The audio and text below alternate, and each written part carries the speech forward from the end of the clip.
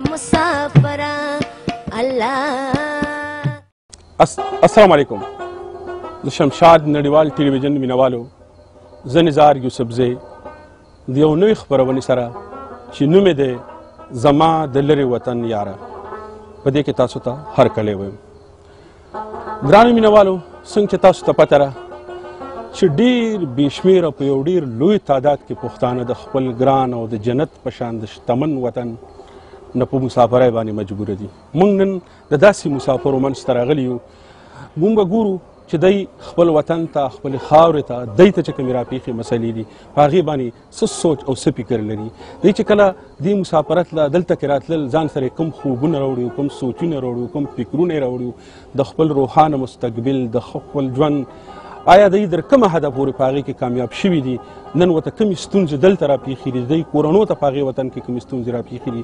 دی چې په حیث د یو قام زموږ د خاورې ته، زموږ د وطن ته کومې مسلې راپېښې دي، هغې ته په کوم نظر باندې ګوري. نو موږ نن دلته کې راغلي یو، د بختیار دی ځای ته دیرې ته راغلي یو. دا د یو حجره را جوړه کړې، تاسو ګورئ چې د کلي هغه ماحول یې دلته کې را جوړ کړی دی. نو دې سره به خبرې اترې په دې کې کوو. نو زه د بختیار ورور سره څو خبرې کوم. راځئ چې بختیار سره خبرې وکړو. څنګه دی بختیار ورور؟ خیر دی، الله رحم دی. ډېره مننه ستاسو زموږ لپاره هم دا پروګرام را جوړ کړو. ډېره ډېره مهرباني. او زه د شمشاد ټلویزیون د ټولې ملګرو ته او د خپلو مېلمنو ته هرکلی وایم چې خپل ټایم یې وباسه او دلته کې رالو، خاص کر د پښتو دپاره او د پښتو ژبې دپاره.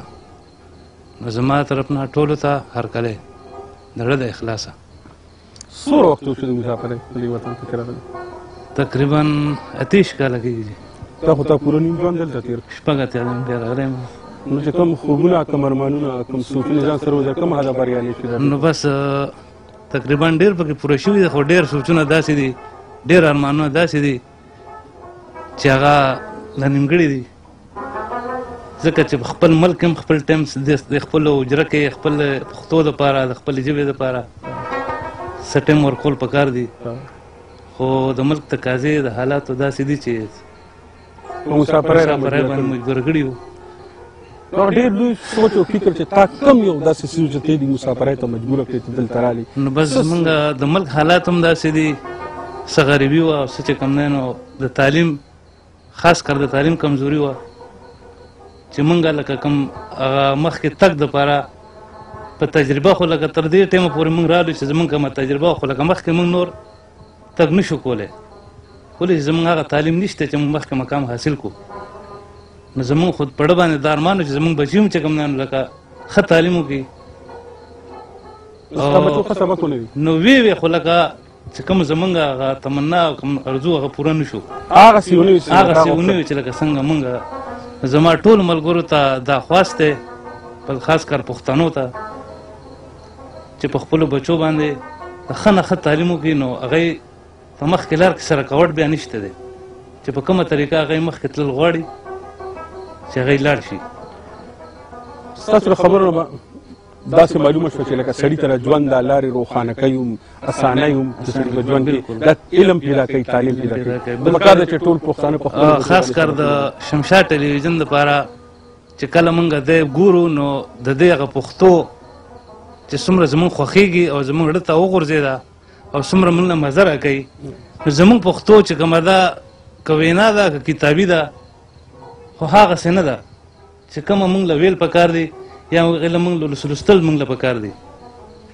نو زه د شمشاد د ټلویزیون ډېر مشکور یم، ډېره ډېره مننه چې هغوی په پښتو کې څه ګډون نشته، ځکه چې زمونږ پښتو ټوله ګډه وډه ده. انګلیش پکې شته، عربي پکې شته، اردو پکې شته. نو موږ پرې نه پوهېږو، نه زموږ بچي پرې پوهېږي. که موږ یې په سکول کې وایو نو هم پرې موږ نه پوهېږو، ځکه چې ګډه وډه ده، اصلي پښتو نه ده. نو زه د شمشاد د ټلویزیون ډېر مشکور یم چې کله هغوی موږ ګورو نو د هغوی د پښتو نه موږ متاثره کېږو، موږ ته سبق میلاویږي د هغوی نه. ډېره مننه ستاسو. موږ ټولو ته چې کوم دی دا خواست دی چې خپله پښتو، خپله ژبه، خپل کلتور او خپل تهذیب چې کوم دی دا زمونږ د ژوند یو حصه ده. ډېره ډېره مننه ستاسو. موږ هم ډېر خوشحاله شو چې د شمشاد ټلویزیون په دې هڅه کې کامیاب شوی دی چې کم سے کم ستاسو په شان پښتنو خپله سوچه ژبه چې کوم دی زده کړي او زموږ د ټلویزیون مطلب هم دا دی د دې په شا چې کوم احساس او کومه جذبه وه هغه دا وه چې د خپل کلتور د خپله ژبه دا را ژوندی کړو پښتانه ورسره کلک وتړو. ډېره مننه ستاسو. ستړی مه شي. ستاسو څه نوم دی؟ محمد سلطان. محمد سلطان وروره څو وخت وشو دلته؟ یاره زما خو یو 30 کاله وشو تقریبا. ستا خو هم نیم ژوند دلته تللی. جی بالکل. نو د پښتو هغه ټپه ده چې څوک په رضا د ملکه نه ځي یا ډېر غریب شي او یا د یار د ټسه ځي. نو ته د غریبانو راغلی که د یار د ټسه؟ بس یاره د دواړو نه راغلی یم. نو دا راته ووایه چې غریبي د سر ته ورسېده که یار دې حاصل؟ یاره غریبي خو خلاصه نه شوه خو ملګري مې ښه پیدا کړه. ښه یاران دې پیدا کړل؟ بالکل خاص کر په دوبۍ کې او ډېر ښه ملګري راته میلاو شو. نو کوم ارمانونه کوم سوچونه کوم فکرونه چې دروړو نه لا په خپل ځای پراته دي؟ نه جي یا خو بس په خپل ځای پراته دي او پوره ځکه نه شو چې کلي کې تعلیم خو دا خبره ده چې هلته خو بچي یتیمانان نو بس یا خو به مسافري کوي یا به خپلو بچو سره کښېني. ستا بچي سبقونه نه وایي؟ بس یاره وی خو نه ویلو حساب دي او ځکه چې هلته خو څوک هم نه او لکه نګرانی څوک داسې خاص نو نو په دې وجه اخر هغوی دوبۍ ته په راتګ مجبوره شو. نو ستا دا کوم خلک چې ستا را غږ اوس د شمشاد ټلویزیون په شیشه باندې ګوري هغوی ته څه ویل غواړې؟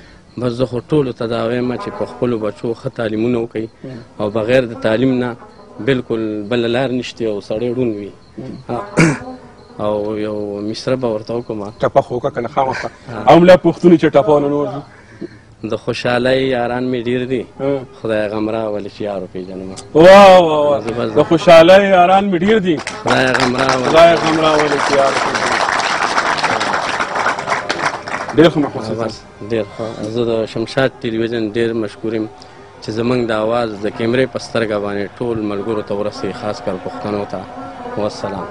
ډېره مننه.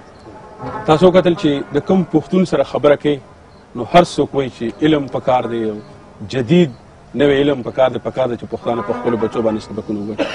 ملګرو دوی دلته کې د ټنګ ټکور بندوبست هم کړی دی.